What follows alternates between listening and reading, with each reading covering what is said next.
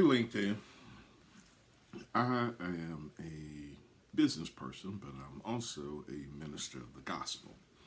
And in times past, I had a pet scripture for a eulogy, and it comes from Psalm, the 61st Psalm, a Psalm of David when David was melancholy and down in the dumps, and or challenged. And David's prayer when in Psalm 61 he wrote, "Hear my cry, O God, attend unto my prayer." He wrote, "From the end of the earth will I cry unto thee. When my heart is overwhelmed, lead me to the rock that is higher than I. For thou hast been a shelter for me and a strong tower from the enemy. I will abide in thy tabernacle forever. I will trust in the covert of thy wings." This particular psalm I've used time and again as a eulogy, as the scripture basis for eulogy that I titled Instructions for the Overwhelmed. And I think that I may have pigeonholed this message in much too narrow a frame. Folks, there are some people that are overwhelmed in the business world that's got nothing to do with a death, nothing to do with someone passing away, nothing to do with a funeral service. In business today, so many of us are overwhelmed. That word overwhelmed in the original language from this particular text means covered over with darkness. So the psalmist pleaded with God that his heart was overwhelmed. His heart was, or heart, or center of his person or mind was covered over with darkness. He prayed, "Lead me to the rock that is higher than I." The psalmist was saying that whatever I am right here, I can't see. Lead me to a higher place. And the word overwhelm, according to the lexicographer, it has a different take. The lexicographer says that it's to give too much of a thing to someone to inundate. How many of us are inundated in the business world? We're dealing with COVID-19. Will we go back to work? Will we work remote? How do I go back? What will be our go back plan? What will be our game plan? How do we operate in a pandemic? There are just so many concerns, and the particular tenor of the world at this point.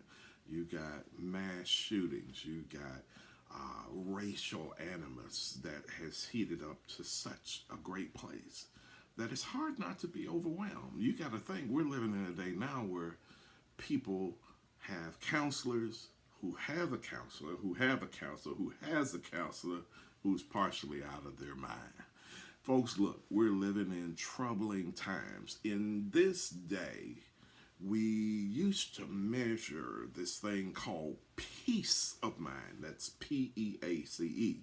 And now, many times, we're left with pieces of our mind. That's PIECES. Folks, we're living in a challenging moment. We're in the age of the panic attack, the age of trauma, the age of mental duress. And folks, I think I pigeonholed my message in much too narrow a frame because I said people are overwhelmed at the time of death, but people are overwhelmed in the business world every day. The marketplace changes. Your competitors change. The people you work with. I don't know. Bishop Jakes once did a sermon series that sold out greatly, and it was like 7 steps to working in a hostile environment. I may have the steps wrong, so it was 7 or 10 steps, but hostile environment, and people bought it like crazy. And that may not be your job, but we're just inundated by the sheer pace of change, by the sheer pace of the demands of this particular day, that so many people are at wits' end. And I understand, and I may be talking to you while you're at wits' end, but I'm asking you to not be at the end of your faith. Don't be at face end. Folks, look, this psalmist was in a melancholy in a place, and he wanted to be led Lead me to the rock that is higher than I. A rock throughout history has symbolized stability. So in a ever-changing world, in a world where our paradigms are shifting, where things are flipping the script and changing the score and changing the game, and it's coming just that quick, the psalmist wanted to be led to a place of stability. So my instructions to you, talking about you in the business world, because we got so many things. We got email, we got Zoom meetings, we got Google Meets, we got a different demand, a different guru to study, a different corporate offering at any time. Folks, we're living in an ever-changing world. Then we have to measure that against the demands of home, the demands of mama being sick, the demands of your kids and what's going on at their school. Folks, we're in a day where so many people are inundated, and most of us are hurting and fighting in places that no one else sees.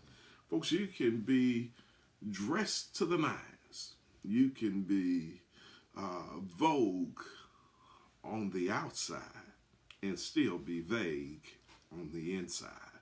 Folks, so many people are hurting in places that you can't see. So I had to do a retake that there are millions of business people, millions of people that are overwhelmed. My instructions is the same as this psalmist. He went to the Lord. He said, hear my cry, oh God. Don't, folks, look, you gotta pray. Men should always pray and not faint. If you're going to pray, don't you worry. And if you're going to worry, don't you pray. He said, hear my cry, O God, attend unto my prayer. He says, from the end of the earth will I cry out to thee. So it's almost, he's crying in the midst of his dilemmas, in the midst of his trauma, in the midst of his oppositions, in the midst of all the things that are coming at him. And he said, my heart is overwhelmed. Lead me to the rock that is higher than I. For thou hast been a shelter for me. Folks, look.